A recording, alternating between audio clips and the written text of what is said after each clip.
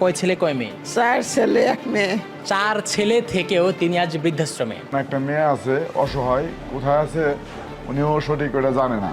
তাহলে সেদিন আপনি কেন এটা বলেননি যে আমার আপন ছেলের ছেলে অর্থাৎ আমার আপন নাতি আমাকে নিয়ে আসে, মানে এটা কেন বলেননি? আমার ভুলে হেলাইছে 2 দিন 2 রাত 2 দিন বইটা আমার বুঝাইছে যে দাদি এর সমান সুখ কোথাও পাবে না, তুমি যাও।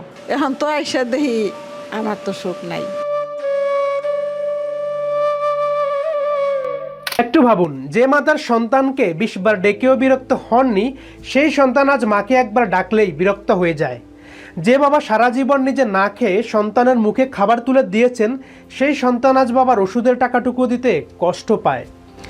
আজকের বাংলাদেশে বৃদ্ধাশ্রমের সংখ্যা বাড়ছে, কিন্তু কমছে মা বাবার চোখের ঘুম। আজকের ভিডিওতে এই বিষয়ে কথা বলবো, যা শুনলে হয়তো চোখে পানি আসবে, কিন্তু বলাটা জরুরি। প্রিয় দর্শক, আল্লাহ তাআলা পবিত্র কুরআনে মা বাবার সাথে সম্পর্কের বিষয়টাকে এতটাই গুরুত্ব দিয়েছেন যে তার ইবাদতের পরেই মা বাবার কথা বলেছেন। আল্লাহ তাআলা বলেছেন, তোমার রব আদেশ দিয়েছেন যে তোমরা তাকে ছাড়া অন্য কারো ইবাদত করবে না এবং মা বাবার সাথে সদ্ব্যবহার করবে। তাদের একজন বা উভয়ই যদি তোমার কাছে বার্ধক্যে উপনীত হয়, তাহলে তাদের উফ শব্দটিও বলো না, তাদের ধমক দিও না, বরং তাদের সাথে সম্মানজনক কথা বলো। শুধু উফ বলাও নিষেধ, অথচ আজ আমাদের সমাজে মা বাবার সাথে কি হচ্ছে সেটাই আজকে বলবো। ভারতের বিখ্যাত ব্রাহ্মণ গ্রুপের প্রতিষ্ঠাতা বিজয়পথ সিংহানিয়ার কথা দিয়েই শুরু করি। একসময় যার ছিল 37 তলা বিলাসবহুল বাড়ি, হেলিকপ্টার, বিমান, 12,000 কোটি টাকার কোম্পানি। বার্ধক্যে এসে তিনি সবকিছু তার ছেলের নামে দিলেন। ভেবেছিলেন বাকি জীবন শান্তিতে কাটাবেন, কিন্তু সব পেয়ে ছেলে তাকে বাড়ি থেকেই বের করে দিল, কোম্পানি থেকেও বের করে দিল, গাড়ি ড্রাইভার কেড়ে নিল। এই মহান মানুষটি জীবনের শেষ দিনগুলো কাটালেন একা একটি ভাড়া বাসায়। মৃত্যুর আগে তিনি বলেছিলেন, আমি আমার ছেলেকে সব কিছু দিয়ে জীবনের সবচেয়ে বড় ভুলটা করেছিলাম। এই ঘটনা শুধু ভারতের নয়, বাংলাদেশেও প্রতিদিন এরকম ঘটনা ঘটছে। ঢাকায়, চট্টগ্রামে, সিলেটে, রাজশাহীতে বৃদ্ধাশ্রমের সংখ্যা বাড়ছে, আর সেই বৃদ্ধাশ্রমে যারা থাকছেন তাদের অধিকাংশেরই সন্তান আছে।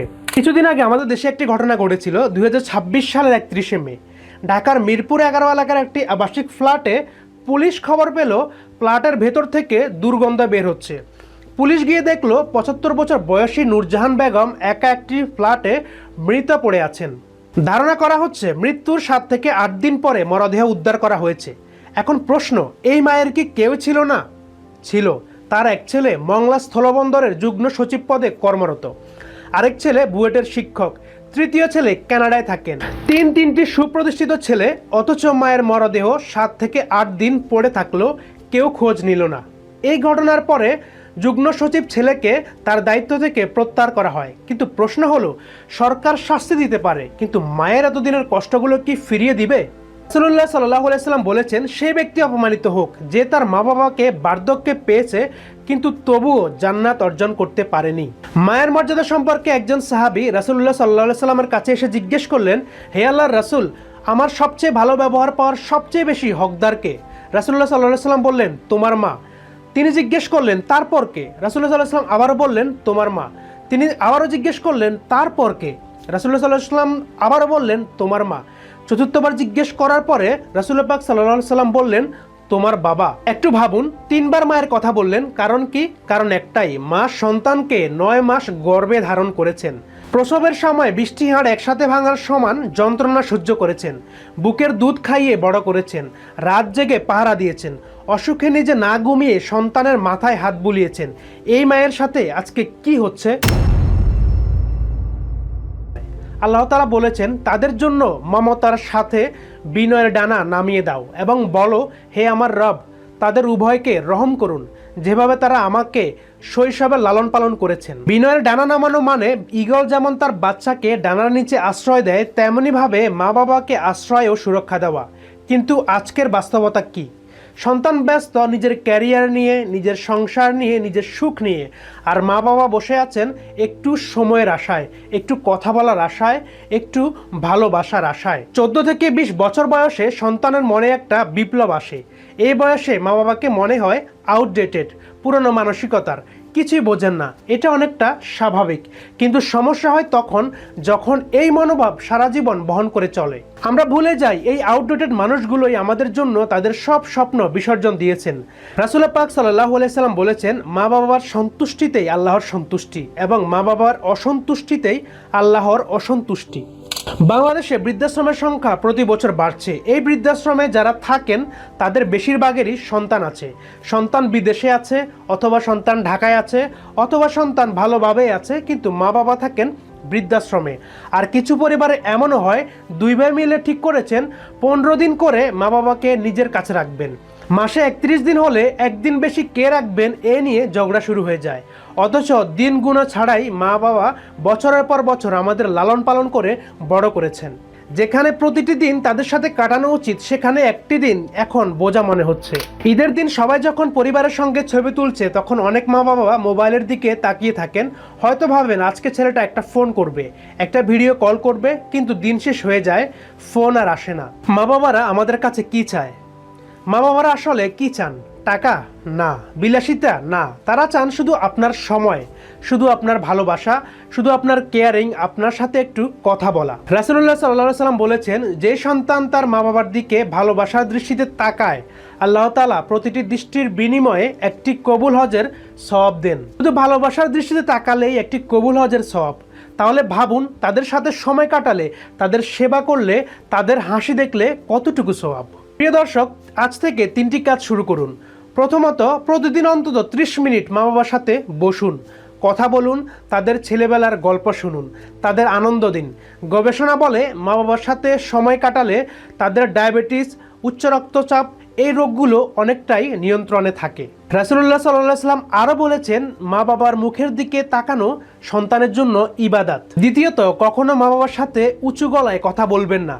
আল্লাহ তাআলা বলেছেন, তাদের সাথে উফ শব্দটিও বলা নিষেধ। আর আমরা চিৎকার করি। মনে রাখুন, মায়ের চোখের এক ফোঁটা পানি আপনার জীবনের সব অর্জন মুছে দিতে পারে।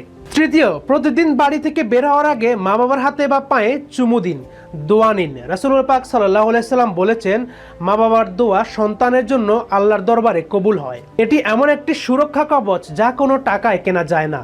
প্রিয় দর্শক, আপনি যত বড় হচ্ছেন, মা বাবা তত বৃদ্ধ হচ্ছেন। এই সময় আর ফিরে আসবে না। যাদের মা বাবা এখনো বেঁচে আছেন, তারা আল্লাহর কাছে বিশেষ নেয়ামতে আছেন। রাসূল পাক সাল্লাল্লাহু আলাইহি সাল্লাম আরও বলেছেন, সে ব্যক্তির নাক ধুলোয় মিশুক যে তার মা বাবা উভয়কে বা একজনকে বার্ধক্যে পেয়েছে অথচ জান্নাত অর্জন করতে পারেনি। মা বাবার ইন্তেকালের পরে অনেক আফসোস হয়। মনে হয়, কেন আর একটু সময় দিলাম না, কেন ওই দিন রাগ করলাম, কেন আর একটু ভালোবাসা দেখালাম না। কিন্তু তখন আর কিছু করার থাকে না। তাই এখনই করুন, আজ থেকেই করুন। প্রিয় দর্শক, বাংলাদেশে 2013 সালে পিতামাতার ভরণ পোষণ আইন করা হয়েছে। এই আইনে বলা হয়েছে, প্রত্যেক সন্তানকে মা বাবার ভরণ পোষণ নিশ্চিত করতে হবে, নিয়মিত স্বাস্থ্যের খোঁজ রাখতে হবে, প্রয়োজনীয় চিকিৎসা দিতে হবে। আইন না মানলে 1 লাখ টাকা জরিমানা অথবা 3 মাসের কারাদণ্ডের বিধান রাখা হয়েছে। কিন্তু ভাবুন, মা বাবার সেবা করার জন্য আইন লাগছে। আল্লাহর নির্দেশ, রাসূলুল্লাহ সাল্লাল্লাহু আলাইহি সাল্লামের হাদিস, এগুলোই কি যথেষ্ট ছিল না? এটাই সবচেয়ে আমাদের জন্য করুণ চিত্র। আমাদের দেশে একটা কথা প্রচলিত আছে, একজন মা 10 সন্তান সামলাতে পারেন, কিন্তু 10 সন্তান মিলে একজন মাকে সামলাতে পারেন না। এটা কতটুকু সত্য আমরা সবাই জানি। আল্লাহ তাআলা বলেছেন, তোমরা মা বাবার সাথে সদ্ব্যবহার করো। রাসূলুল্লাহ সাল্লাল্লাহু আলাইহি সাল্লাম বলেছেন, জান্নাত মায়ের পায়ের নিচে। জান্নাত পেতে হলে মায়ের পায়ের নিচে যেতে হবে, মায়ের সেবা করতে হবে, মায়ের মন খুশি রাখতে হবে। আজকে ঘরে যান, মায়ের হাতে চুমু দিন, বাবার পাশে বসুন, জিজ্ঞেস করুন কেমন আছেন। এটুকুই তাদের দুনিয়ার সবচেয়ে বড় প্রাপ্তি হবে। আল্লাহ তাআলা আমাদের সবাইকে মা বাবার সেবা করার তৌফিক দিন। আমিন। আপনি যখন এই ভিডিওটি দেখছেন, তখন হয়তো আপনার মা বাবা পাশের ঘরেই আছেন। ভিডিওটি শেষ হওয়ার সঙ্গে সঙ্গে তাদের কাছে যান, 5 মিনিট বসুন। হয়তো এই 5 মিনিটই একদিন আপনার জীবনে সবচেয়ে বড় মূল্যবান স্মৃতি হয়ে থাকবে। প্রিয় দর্শক, এই ভিডিওটি আপনার মা বাবাকে দেখান, আপনার সন্তানদেরকে দেখান, বন্ধুদের সাথে শেয়ার করুন। হয়তো এই একটি ভিডিও কারো মা বাবার জীবনে বদলে দিতে পারে, কোনো মা বাবাকে বৃদ্ধাশ্রমে যাওয়ার হাত থেকে বাঁচাতে পারে। আর হ্যাঁ, চ্যানেলটি সাবস্ক্রাইব করতে ভুলবেন না। ইনশাআল্লাহ আবার দেখা হবে নতুন ভিডিওতে। আল্লাহ হাফেজ।